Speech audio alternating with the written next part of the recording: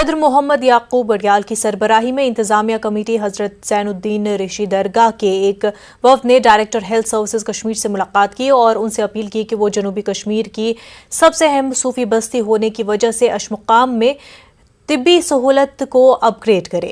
Director health services نے committee کو اس طویل عرصے سے زیر التواء حقیقی مسئلے کے ازالے کی یقین دہانی کرائی ہے۔ Director health services Kashmir doctor Mushtaq نے ایک ایکس رے مشین، ایک جن اوشدھی اور ایک نئی USG مشین جاری کی۔ کمیٹی نے ڈائریکٹر ہیلتھ سروسز پر زور دیا کہ وہ اس صوفی ٹاؤن شپ کے لیے صحت کے بہترین انفراسٹرکچر کو یقینی بنائے۔ اس سے قبل انتظامیہ کمیٹی نے ڈائریکٹر ٹورزم کشمیر سے بھی ملاقات کی اور انہیں مزار اور اس کے اطراف کی اپ گریڈیشن اور بیوٹیفیکیشن کے جاری منصوبوں کے بارے میں آگاہ کیا۔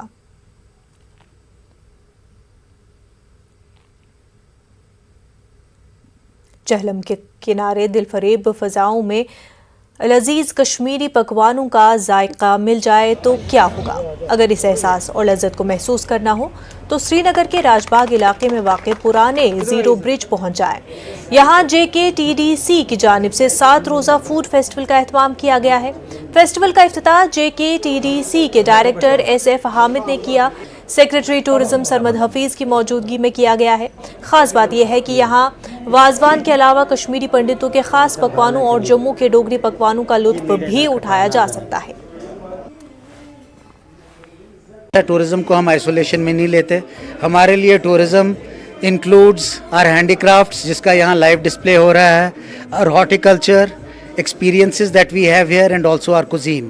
ہماری cuisine جو ہے it's written about in books، دنیا بھر میں مشہور ہے، and we have so much variety on offer.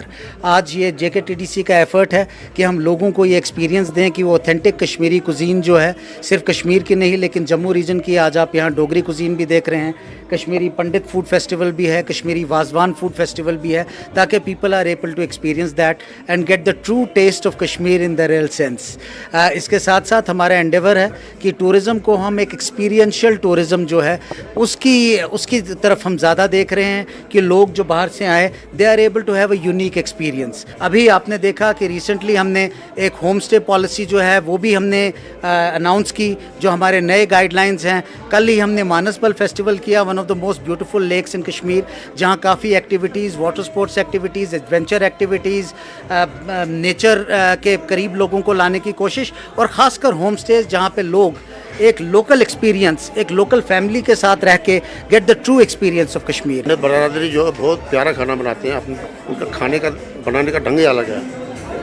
وہ اگر ایک پیس دمالو لیں گے یا کوئی چیز لیں گے، بہت ہی مطلب ایک پلیٹ چاول اس سے کھائے جاتے تھے، اب تھوڑا فرق پڑ گیا، مسالے کم ہو گئے، یہ ہو گیا۔ باقی کشمیری جو کھانا ہے بہت ہی اچھا ہے اپنی جگہ۔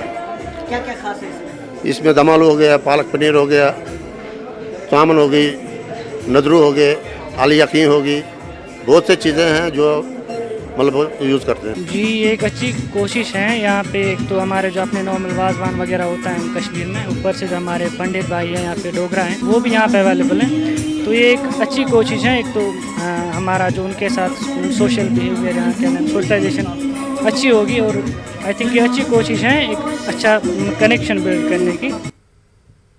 معروف شاعر اور ڈرامہ نگار بشیر دادا کے 3 ڈراموں پر مشتمل ایک کتاب دم کوتھر کا رسمی اجرا عمل میں آیا۔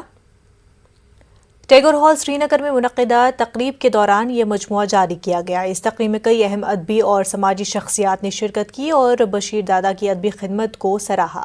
پروگرام کا انعقاد Jammu and Kashmir academy of art culture and language نے کالیداس تھیٹر سری نگر کے اشتراک سے کیا۔ اس موقع پر معروف گلوکار وحید جیلانی نے بشیر دادا کا کلام بھی پیش کیا۔ بشیر دادا کو اس موقع پر اعزاز سے بھی نوازا گیا۔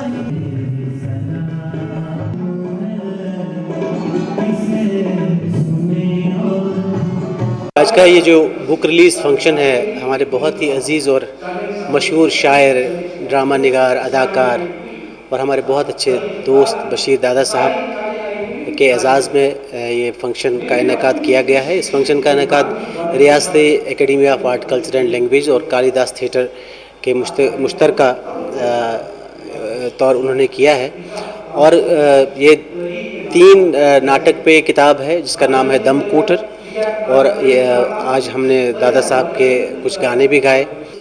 تو 3 پلیز ہیں کھیلنے کے لیے۔ ये पढ़ने के लिए हैं, लेकिन असल में ये खेलने के लिए, आर्टिस्टों के लिए परफेक्शन जो है, परफेक्शन इसमें इसलिए है कि बिकॉज मैंने रिहर्सल देख के प्लेज समझ के एज एन एक्टर जब मैं कैरेक्टर को पेश करता हूँ, I am there as an actor. जब मैं एक कैरेक्टर लिखता हूँ, आई एम एक्टर, मैं आई डू एक्ट. जो कैरेक्टर मैं कर रहा हूँ या लिख रहा हूँ, I do act that.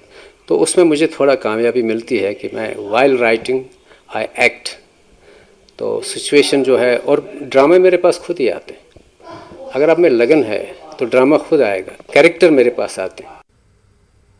Director general police Jammu Kashmir Dilbag Singh ने 200 मोटरसाइकिलों का एक बेटा जम्मू रेंज के पुलिस स्टेशनों का वक्फ किया है ताकि तेज़ रफ्तार पुलिसिंग को यकीनी बनाया जा सके. इस मौके पर खिताब करते हुए दिलबाग सिंह ने कहा कि इससे पुलिस को खास तौर पर सरहदी इलाकों में कम वक्त में लोगों तक पहुंचने में मदद मिलेगी.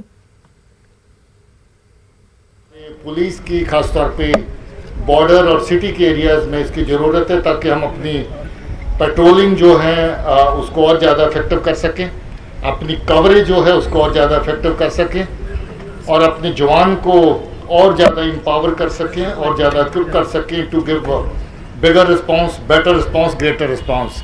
और उसी दिशा में मुझे लगता है कि ये बहुत अच्छा कदम है.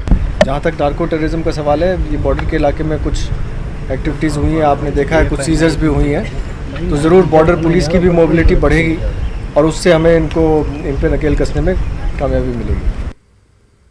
एलजी मनोज सिन्हा ने एम्स जम्मू में ग्रीन ड्राइव 2022-23 का इफ्तिताह किया. ग्रीन ड्राइव जम्मू कश्मीर के मौके पर तकरीब का आज एम्स जम्मू विजयपुर में मुनक्किद किया गया. प्रोग्राम में तलबा, CRPF, forest guards, PRI मेंबरान, civil society के अरकान ने भी हिस्सा लिया. मैं कह सकता हूं कि जम्मू कश्मीर की GDP में भी, यहाँ के आर्थिक विकास में भी फॉरेस्ट डिपार्टमेंट का एक बहुत ही महत्वपूर्ण योगदान है. और यहाँ के लोगों को रोजगार देने में भी जो प्रयास जम्मू कश्मीर का फॉरेस्ट डिपार्टमेंट कर रहा है वो प्रशंसनीय है. और मैं उम्मीद करता हूं कि आने वाले दिनों में इसमें और भी बढ़ोतरी होगी. उस कॉन्फ्रेंस से एक विचार निकल कर आया था, जिस कॉन्फ्रेंस का जिक्र मैं कर रहा था, कि किसी भी क्षेत्र के आर्थिक विकास और पर्यावरण संरक्षण से फॉरेस्ट डिपार्टमेंट का सीधा संबंध है. और अगर पर्यावरण को बचाने में हम नाकाम होते हैं तो फिर विकास की बात बेमानी होगी. चाहे जितना एम्स बन जाए, चाहे जितना हाईवे बना लिया जाए, जितनी टनल बना ली जाए, आज परिस्थितियां थोड़ी बदल गई.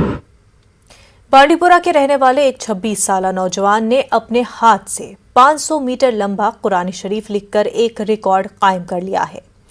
मुस्तफ़ा इब्ने जमील नामी इस नौजवान ने इससे पहले भी 11 माह में अपने हाथ से कुरान शरीफ लिखकर काफी नाम कमाया है. देखिए रिपोर्ट.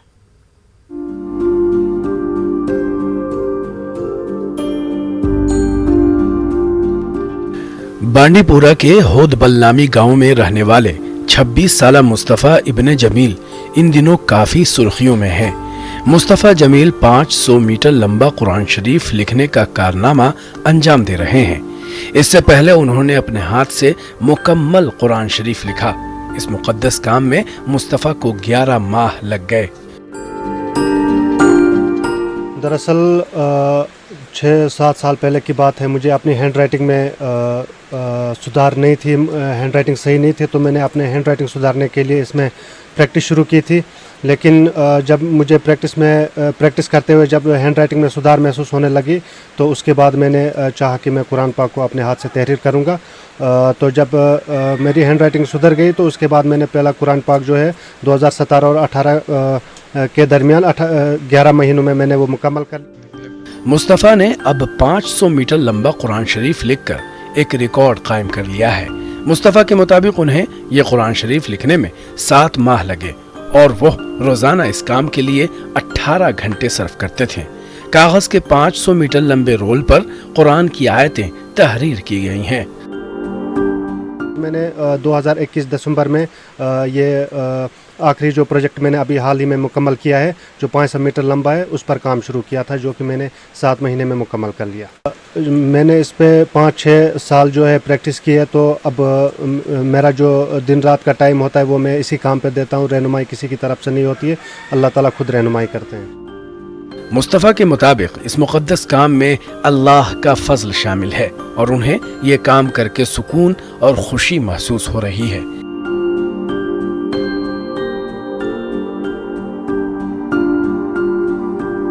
نیوز 18 اردو کے لیے بانڈی پورہ سے محمد سعید کی رپورٹ.